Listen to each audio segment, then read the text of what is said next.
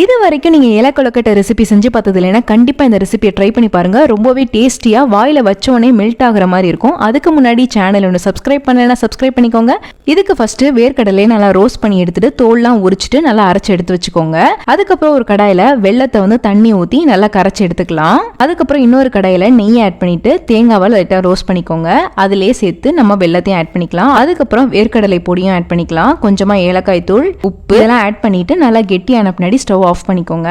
கொதிக்கிற தண்ணியில நெய் கொஞ்சமா ஆட் பண்ணி தனியாக எடுத்து வச்சுக்கோங்க. இப்போ ஒரு பவுல்ல அரிசி மாவு, நம்ம கொதிக்க வச்ச தண்ணி, உப்பு எல்லாம் சேர்த்துட்டு ஒரு பெரிய பாத்திரத்துல நல்லா பிசைஞ்சு வச்சுக்கோங்க. இதை வந்து ஒரு 10 நிமிஷம் நல்லா மூடி போட்டுக்கலாம். மாவை நல்லா ஊட்டிட்டு வாழை இலையில நெய் இந்த மாதிரி தடவி வச்சுக்கோங்க. நல்லா அந்த இலை ஷேப்புக்கு நல்லா தட்டிட்டு உள்ளுக்கு நம்ம ரெடி பண்ணி வச்சிருக்க பூரணத்தை வச்சுக்கலாம். நல்லா வந்து சைட்ல எல்லாமே வந்து நல்லா பிரஸ் பண்ணி விட்டுக்கோங்க. இப்போ வந்து ஒரு இட்லி பாத்திரம் இல்ல ஸ்டீமர்ல ஒரு 15 to 20 நிமிஷம் நல்லா ஸ்டீம் பண்ணி எடுத்துட்டீங்கன்னா சூப்பரான இலை கொழுக்கட்டை ரெசிபி ரெடி ஆயிரும்.